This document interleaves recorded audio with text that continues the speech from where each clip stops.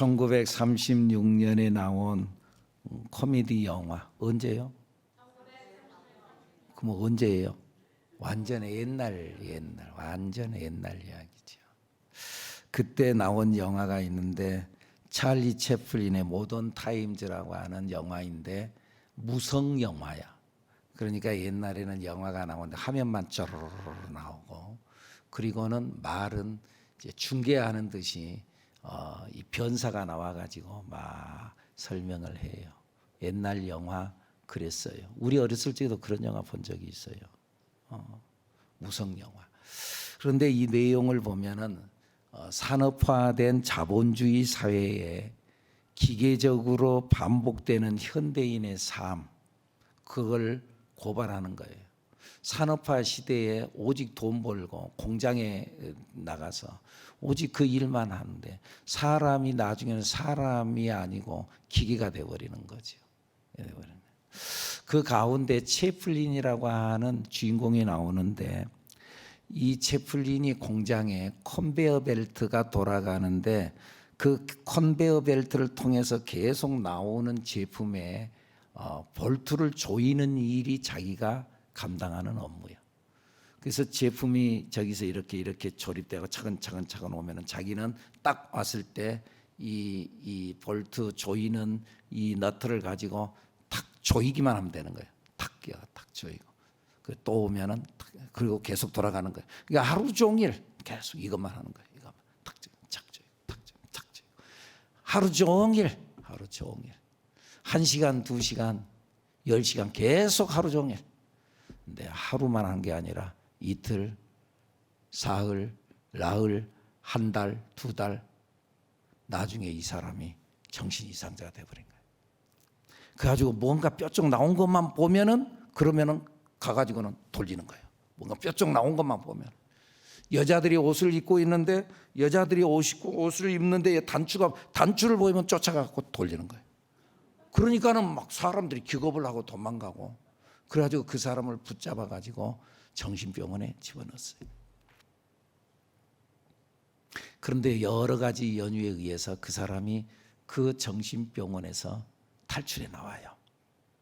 탈출해 나와가지고 이 길을 걸어가는데 어떤 큰 차량이 가다가 그 아마도 많은 짐이 이렇게 실려 있는데 요즘 우리들도 그러죠. 뭐 철근이나 이런 게 있으면은 이게 조심하라고 끝에다 그 빨간 이렇게 리본이나 이런 걸 매달아 놓는 것처럼 조심하라고 깃발을 이렇게 묶어놨는데 그 깃발이 떨어져요. 이 채플린이 그것을 보고 저 지금 뭐야 하고 가서 집어들었어요. 그리고는 그 앞에는 이거 떨어졌어요 하고 막 흔들어요. 자기 혼자 흔드는데 이 깃발을 보고 대모 군중들이 따라오는 거예요. 대모 군중들이 깃발을 보고. 그럼 자기도 돌아보니까는 사람들이 막 올라오니까 놀래가지고 도망가는데 자기가 막 뛰니까는 뒤에 사람도 같이 함께 뛰는 거예요. 함께 뛰는 거예요. 깃발을 든 사람. 이 사람이 깃발을 든 이유는 아무것도 없어요. 그냥 깃발. 그런데 뒤따라오는 사람들은 그 깃발 든 의미가 뭔지도 모르고 깃발 든 사람을 쫓아가는 거예요. 군중들이 의미도 모르는 채 앞에서 깃발을 들면은 몰려가는 것. 이것이 현대인들의 단면도다. 현대인들의 단면. 무엇인지도 모르고 그냥 간다는 거죠. 깃발을 들고 뛰면은 비판 없이 따르는 것이 군중들이라는 거죠. 여러분들 봐보세요. 우리 한국의 정치적인 상황도 어떤 의미에서 양진영으로 딱 대치돼가지고 그래가지고 그것에 대한 진정한 자기의 이념과 자기의 생각이 진짜 있느냐는 거죠. 그것 없이 무조건 쫓아가는 거죠. 우리 팀이니까 우리 편이니까 우리 편. 그리고 내 편하고 내가 주장하는 것하고 내 편에 다른 생각을 가지면은 배신자. 다른 생각을 가지면 깃발을 들고 쫓아가는데 그런 의미에서 이 시대에 좋은 깃발을 드는 사람이 있어야 합니다. 깃발 드는 사람이 좋은 깃발을 들면 거기 아무것도 뭣도 모르고 따라가는데 보니까는 복 받는 길로 들어서는 거예요. 나쁜 깃발 쫓아가면은 그걸로 인해 망하는 거예요. 성경에도 보면은요, 그 깃발 든 사람에 대한 이야기가 나오는데 여러 이야기가 나오는 중에 특별히 요한복음 21장에 보면 베드로에 대한 이야기가 나오는데 베드로가 부활의 예수님을 만나요. 부활의 예수님을 만났는데 만나고 나면 뭔가 변화가 일어나고 뭔가 기쁨이 막 솟아오르고 그러는데 부활의 예수님으로 짠 예수님이 나타나고 그리고 또 가셔버렸어요. 내가 뭘 해야 되나? 무료했어요. 무료하고 뭘 해야 될지 모르는 그때 베드로가 다른 제자들과 다 함께 있는 자리에서 베드로가 일어나서 하는 말이 나 물고기 잡으러 갈란다. 그러면서 일어나서 고기 잡으러 떠나요. 그러니까 다른 제자들도 우리도 같이 가자 하고 7명이 일어나서 함께 따라가 버리는 거예요. 예수님께서 부활하셨으면은 그 부활의 예수님을 바라보고 진짜 예수 믿고 진정한 제자의 삶으로 나아가야 되는데 그 결단을 못하고 나 고기 잡으러 갈란다. 고기 잡으러 가버렸다. 그러니까 다른 제자들도 같이 따라가 버렸다. 물론 나중에 다시 예수님께서 고기 잡는 그들을 찾아와 가지고 베드로를 향해 야, 너 나 사랑하냐? 진짜 나 사랑하냐? 진짜냐?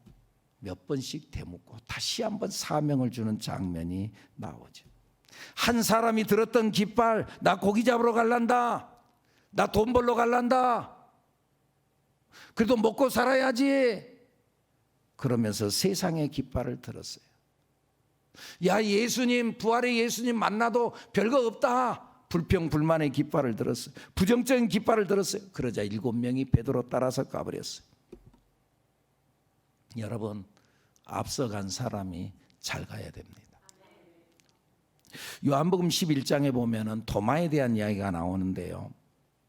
11장에 보면 10장에서요. 10장에서 이 예수님께서 많은 군중들을 향해서 아버지와 나는 하나다. 아버지와 나는 하나다. 그러니까는 그러면 네가 신이란 말이냐? 요한복음 10장에 보면 네가 신이란 말이냐? 신성모독죄다. 그래서 그를 죽이려고 그러는 거예요. 그때 예수님께서 야, 성경 말씀이 있지 않느냐? 하나님의 말씀을 받는 자는 신이라고 했지 않냐? 하나님의 말씀을 아멘하고 받으면 내가 하나님, 우리가 성령 받은 사람, 성령 충만함 받은 사람, 내가 성령의 사람이 되는 거예요. 성령의 사람 다른 게 아니라 신이라고 말이죠. 말씀을 받은 사람은 신이라고 그랬지 않냐? 그러니까는 군중들이 그것에 대한 말대꾸를 못하고 돌을 들어서 예수님을 쳐 죽이려고 하니까는 예수님과 제자들이 도망갔어요. 그 자리에서 피신해서 갔어요. 그리고 이제 11장에 넘어오는데 11장에서 베다니에서 예수님께서 특별한 사랑을 했었던 나사로의 집안 이야기가 나와요. 나사로, 그 다음에 그의 동생 마르다, 마리아. 그런데 나사로가 병들었어요. 병들었다는 소식이 예수님께 들어왔어요. 그건 죽을 병이 아니다. 그리고는 안 가요. 그리고 나중에 좀 세월이 좀 시간이 지나고 하루 이틀 지나고 나니까는요, 그때 예수님께서 제자들에게 말해요. 나사로가 잠들었다. 제자들은 뭔 말인지 모르고 잠들었으면 이제 깨어나서 살겠습니다. 낫겠습니다. 근데 예수님께서 나사로가 잠들었다. 그 말은 죽었다는 걸 말하거든요. 죽었다. 우리가 베다니로 가자. 그랬더니 제자들이 다들 한마디씩 하는 거예요. 예수님, 엊그제 그 동네에서 우리 죽이려고 그랬습니다. 돌을 들어서 죽이려고 그거 가면 우리 죽습니다. 요한복음 11장에 보면 우리 그곳에 가면 죽습니다. 그때 도마가 일어나서 다른 제자들 향해서 말을 해요. 야, 그러면 예수님 가고 우리만 살잔 말이냐? 예수님만 죽으러 가냐? 우리 예수님과 함께 죽으러 가자. 그게 다른 제자들이 도마의 말을 듣고 그래 가자. 그리고 다 일어나 가지고 예수님과 다른 제자들 12명, 13명이 갔어요. 그리고 거기에서 죽었던 나사로가 살아나는 하나님의 역사가 일어난 줄로 믿습니다. 누가 깃발을 들 거냐 그 말이죠. 지난 주일날 영적 대세가 흐르고 있습니다. 그러면서 그런 말씀들, 누가 춤을 출 것입니까? 누가 맨 먼저 춤을 출 것입니까? 다른 사람 춤출 때 같이 가서 춤추는 거, 그건 뭐 못할 사람도 다 춤추는데 안 추는 게 더 이상하지. 맨 먼저 춤추는 사람 누구입니까? 오늘 제가 여러분들에게 다시 한번 말씀합니다. 누가 깃발을 드시렵니까? 누가 깃발을 드시렵니까? 누가 새하늘교회의 희망의 깃발을 들렵니까? 누가 새하늘교회의 새벽기도의 깃발을 들으렵니까? 말로만 사랑한다 말하지 말고 누가 이 깃발을 드시렵니까? 누가 아멘의 깃발을 들으시렵니까? 아멘의 깃발, 누가 감사의 깃발을 들으렵니까? 가데스 바네아에서 12명의 정탐꾼이 가나안 땅에 들어갔어요. 들어갔다가 나와서 보고를 하는 거예요. 10명의 정탐꾼, 그들은 거인들이고 우리는 메뚜기입니다. 우리 그곳에 가면 죽습니다. 그러나 2명 여호수아와 갈렙, 아닙니다. 그 땅은 우리의 땅입니다. 하나님께서 우리에게 주신다고 한 땅입니다. 믿음의 깃발을 들고 여러분 나를 따르십시오 말을 하는데 아무도 여호수아 갈렙 따라가지 아니하고 우리 죽습니다. 그곳에 가면 우리 망합니다.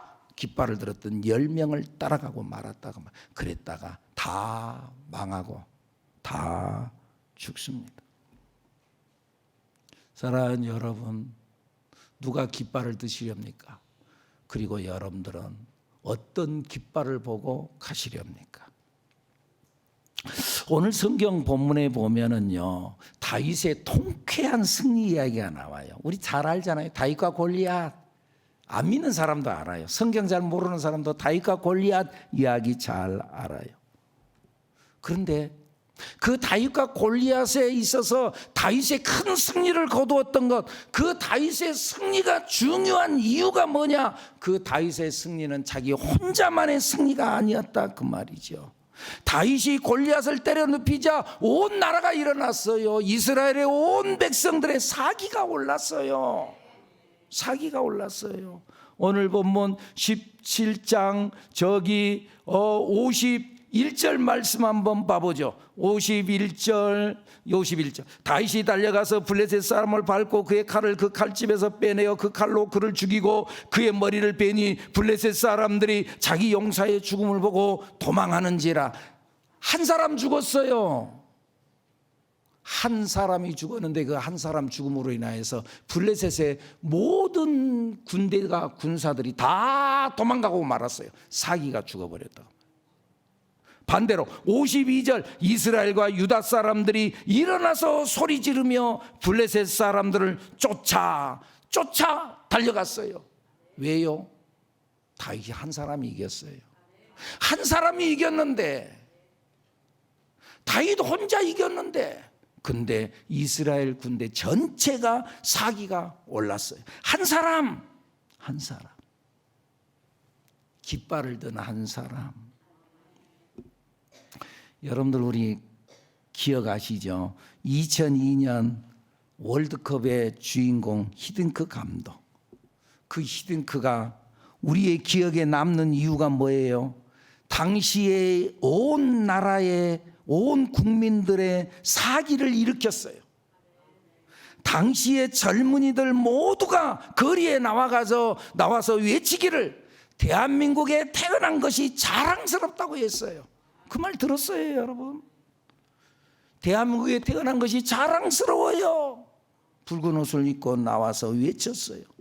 작은 축구공 하나가 온 나라 국민들을 살맛나게 했다 그 말입니다. 우리나라에 이 깃발을 들 사람이 누구인가? 우리 교회에 이 깃발을 든 기수가 필요한데, 깃발을 든 기수가 필요한. 내가 새하늘교회 성도인 것이 너무나 자랑스럽습니다. 내가 행복합니다. 그런 고백을 하는 사람, 깃발을 드는 사람. 엊그제 목요일 날 제가 점심을 좀 늦게 먹어서 좀 시간 뒤로 갔어요.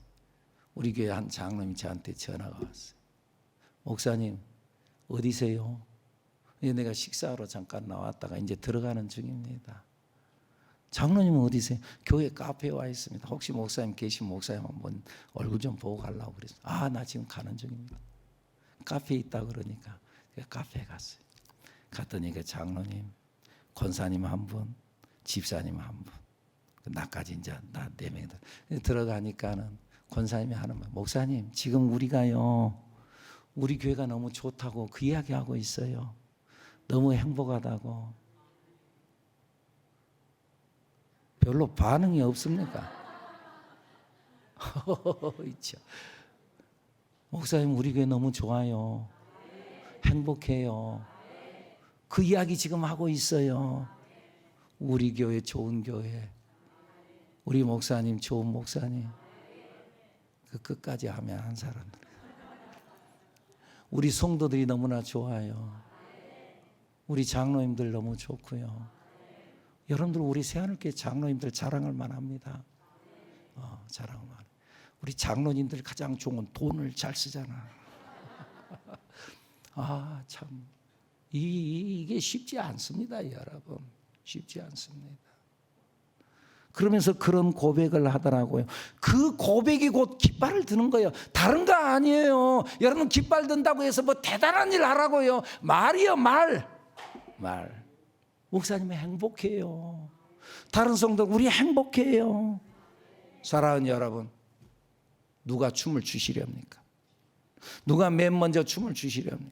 누가 맨 먼저 깃발을 드시렵니까? 깃발을 들려면은요, 먼저 우리는 믿음을 볼 줄 알아야 돼요. 믿음을 볼 줄 알아야 된다. 블레셋의 싸움을 돋우는 자가 등장했어요. 오늘 본문 4절의 말씀 사무엘상서 17장 4절에 봐보세요. 읽어볼까요? 블레셋 사람들의 진영에 싸움을 돋우는 자가 왔는데, 싸움을 돋우는 사람, 분노를 일으키는 사람, 막 화나게 하는 사람, 그런 사람들 있어요. 근데 그 이름이 뭐라고요? 골리앗이래요. 근데 그 골리앗에 대한 이야기를 하고 있어요. 그 골리앗의 키가 뭐라고요? 6규빗 한 뼘이요. 6규빗 한 뼘이다. 당시에 말이죠, 이 치수는 우리 오늘날 같이 자가 있는 게 아니라 사람의 몸을 가지고 재는 거예요. 그래서는 여기 팔꿈치에서 손끝까지 해가지고 이것을 한 규빗이라 그래요. 한 규빗. 그러면 한 규빗이면은 이것을 놓고요, 이거 긴 사람은 한 50cm, 좀 짧은 사람은 45cm. 그래서 대체적으로 45cm로 세요. 45cm. 6규빗. 그러면은 270cm. 2m 70하고 한 뼘. 그러면은 한 뼘이면 한 20cm가 더 올라가는 거야. 한 20cm. 2m 90. 3m짜리 그 골리앗, 이 골리앗이 그 키가 3m라는 거예요. 3m. 그리고 당시에 최고 키를 자랑한 한 170cm가 넘어가면은, 그러면은 굉장히 큰 키였는데, 굉장히. 지금 오늘 이 시대가 되니까 우리들이 이 신장이 커가지고 이러지만, 옛날에는 키가 다 작았어요. 못 먹으니까. 그런데 당시의 군인들 최고 키라 175cm. 그런다 한다 할지라도 이 장수 골리앗과 비교해 보면은 이건 반절밖에 안 돼. 한번 보여줘 봐요. 예. 저 반절밖에 안 돼. 반절밖에. 골리앗과 일반적인, 그것도 최고로 큰 사람 반절밖에 안 돼. 그리고는요, 그가 입고 있는 갑옷이 57kg. 57kg. 입고 있는 갑옷이. 남자들이 군대를 가잖아요. 완전군장 한다고 그러거든요. 완전군장하면 전쟁터에 탁 나가서 바로 투입될 수 있는 총, 그 다음에 여기 이제 배낭을, 완전군장하면 배낭을 먹는, 이 배낭에 이 표준 무게가 24kg. 지금도 그런지는 모르겠어요. 어쨌든 옛날에 우리가 군대에 있을 때는 그랬어요. 이 24kg의 이 군장을 메고, 그리고 총 들고, 저 같은 경우는 또 주특기가 105 박격포여가지고는 박격포 포열을 또 하나 딱 걸쳐 넣어요. 그러면은 이거 기도 안 해가지고 박격포 부대에 빠져가지고 이거 메고 다녔어요. 이건 절대 차에 안 실어줘요. 저는 또 작은 포 4.2인치 포가 있고 82mm 포가 있고 60mm 포가 있어요. 박격포. 그런데 원래는 4.2인치 포는 그것은 자동차로 싣고 다녀요. 보병이지만은 자동차로. 왜? 너무나 크니까. 근데 82mm, 81mm 박격포는 그건 원래는 메고 다녀야 되는데 불쌍하니까 훈련 다닐 때는 좀 실어줘. 근데 60mm 박격포는 절대 안 실어줘. 꼭 메고 다녀야 돼. 내가 그거 메고 다녔어. 기도 안 해가지고. 하여간 어쨌든. 그런데 그 무게가 안전군장 해갖고 메고 다니는 24kg인데 이 골리앗이 입고 있는 옷만 해갖고 57kg이라니까. 옷만, 갑옷. 그리고 창을 메고 창을 들었는데 그 창이 7kg이야. 그런데 창이 7kg인데 이 창 무게가 아니라 창날만 7kg이야. 대단한 어마어마한 사람 앞에 다윗이 섰다 그 말이에요. 자 보세요. 그런데 성경에서 이렇게 골리앗의 모습을 상세히 지금 묘사하고 있다는 것은 이스라엘 군대가 그의 외적인 모습에 꽂혀서 지금 벌벌 떨고 있다는 것을 말하고 있는 거예요. 외적인 우와 크다. 우리 죽었다. 야 정말 크다. 우리는 저 사람 상대 못해. 여러분 그거 보면은 무섭습니다. 환경이나 여건, 통계를 보면은 두렵습니다. 그러니까 자꾸 그걸 보면 안 됩니다. 환경을 보면 안 됩니다. 골리앗도 그것을 알고 자꾸 나타내 보입니다. 나 무섭지? 보니까는 자꾸 나를 보기만 해도 무서워하거든요. 그러니까는 일부러 나 무섭지?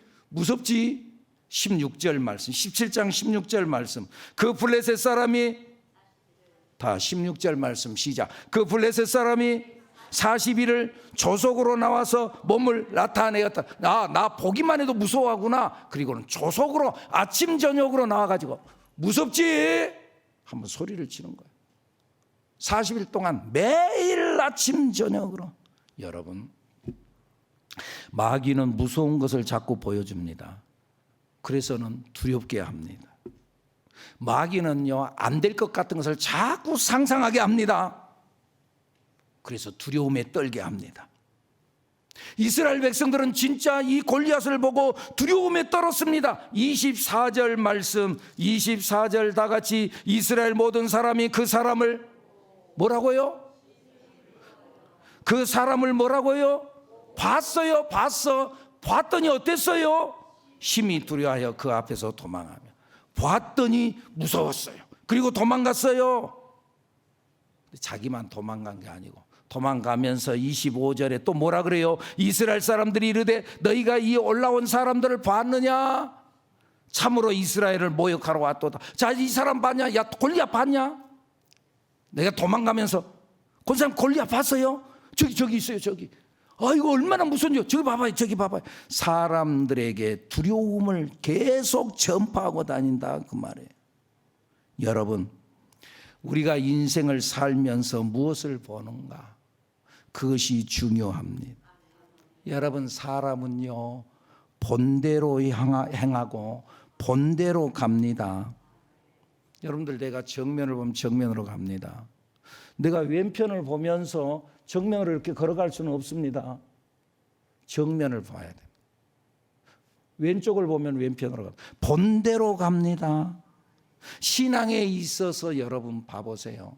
우리 자꾸 말이 중요하다 그랬죠. 그러니 여러분 믿음의 말을 해야 됩니다. 자꾸 그랬어요. 그런데 여러분 말보다 더 빠른 것이 있어요. 그것이 뭐냐? 보는 거예요.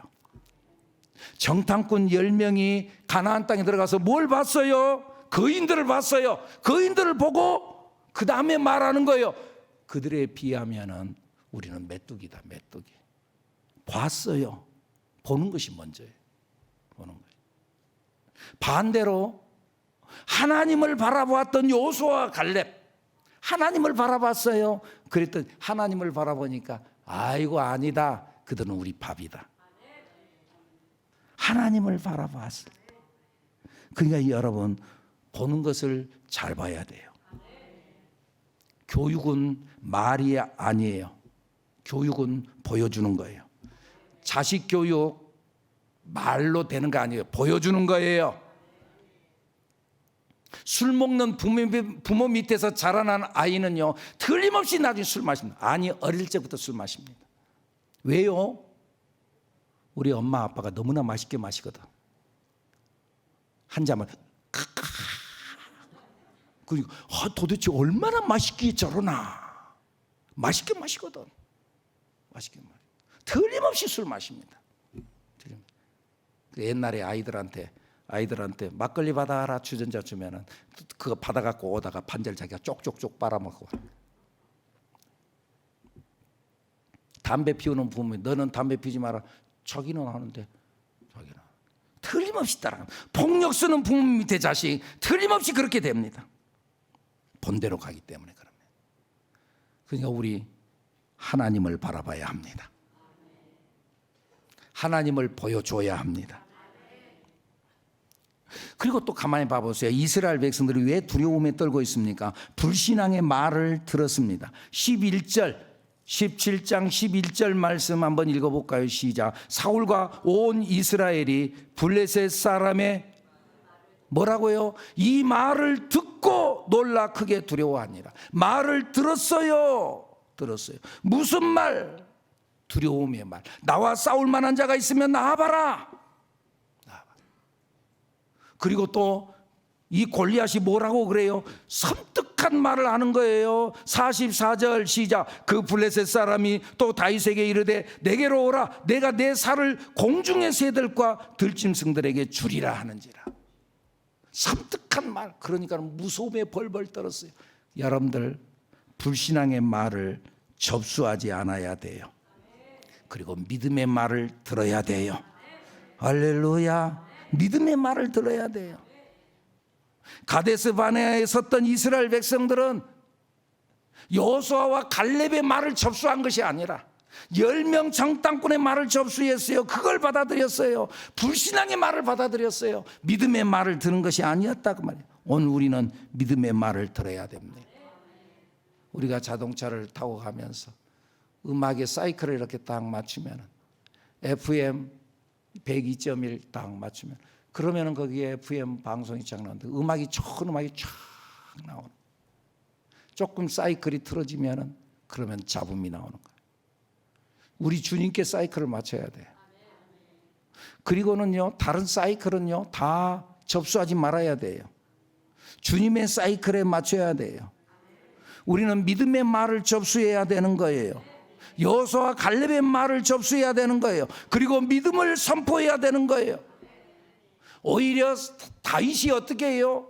이 골리앗이 내가 너의 짐승과 공중에 나는 새의 밥이 되게 하겠다. 그러니까 그 말 접수하지 않아요. 오히려 다른 군사들은 접수해서 벌벌 떨고 있는데 다윗 접수하지 않아요. 그리고 자기는 더 크게 소리치는 거예요. 뭐라고 하는 거예요? 45절 시작. 다윗이 블레셋 사람에게 이르되 너는 칼과 창과 단창으로 내게 나아오거니와 나는 만군의 여호와의 이름 곧 내가 모욕하는 이스라엘 군대의 하나님의 이름으로 내게 나아가노라. 오늘 여호와께서 너를 내 손에 넘기시리니 내가 너를 쳐서 네 목을 베고 블레셋 군대의 시체를 오늘 공중의 새와 땅의 들짐승에게 주어 온 땅으로 이스라엘의 하나님이 계신 줄 알게 하겠다. 오히려 네 시체를 짐승의 밥이 되게 하고 공중의 새의 밥이 되게 하겠다. 47절 또 여호와의 구원하심이 칼과 창에 있지 아니함을 이 무리에게 알게 하리라. 전쟁은 여호와께 속한 것인지 그가 너희를 우리 손에 넘기시리라. 전쟁은 하나님께 속한 거다. 하나님께서 이 승기를 잡아서 우리에게 넘기신다. 너는 죽어. 더 크게 소리 지르며 믿음의 말을 선포했어요. 여러분, 여러분의 눈과 귀가 무엇을 향하고 있습니까? 잘 봐야 합니다. 그리고 잘 들어야 합니다. 잘 들어야 돼요. 믿음을 들어야 돼요. 어디서 믿음을 들어요? 예수 믿어야 됩니다. 교회 나와야 됩니다. 교회 나올 때 믿음의 말을 듣습니다. 세상 문화에서는 좋은 것을 볼 수가 없습니다. 세상 문화 속에서는 그때는 재미있고 그때는 즐거울지 모르지만 결국 세상 문화는 결국 절망이요.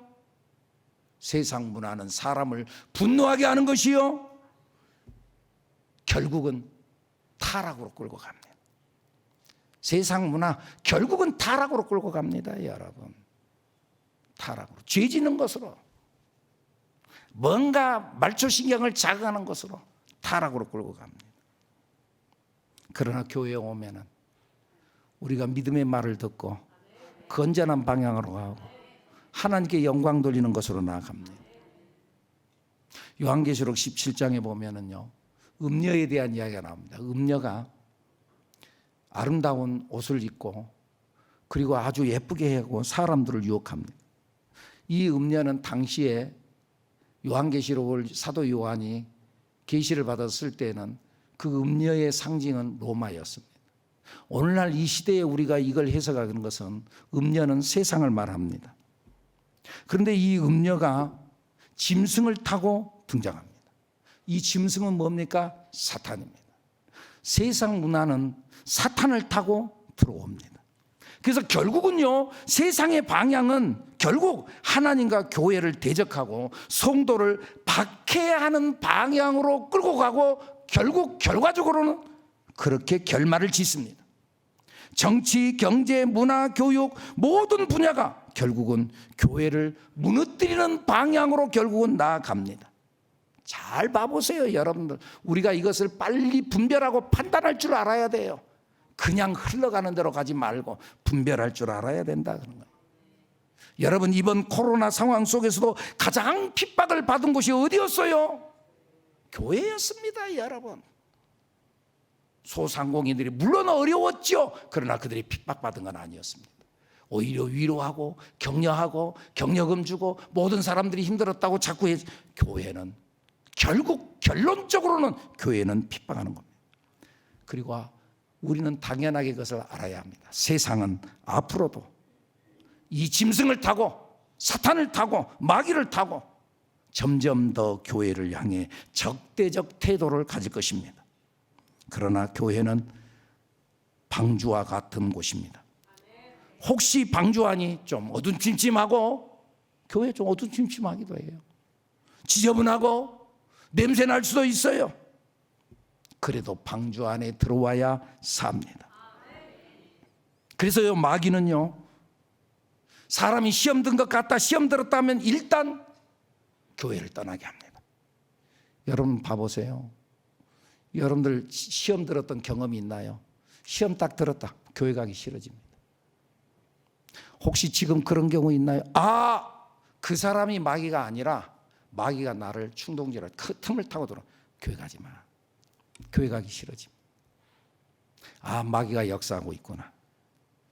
속지 않아야 합니다. 그리고 우리가 정말 이 가운데서 승리하기 위해서는 교회 생활을 잘해야 됩니다. 믿음을 잘 지켜가는 우리들 여러분들이 되기를 예수님 이름으로 축복합니다. 축복합니다.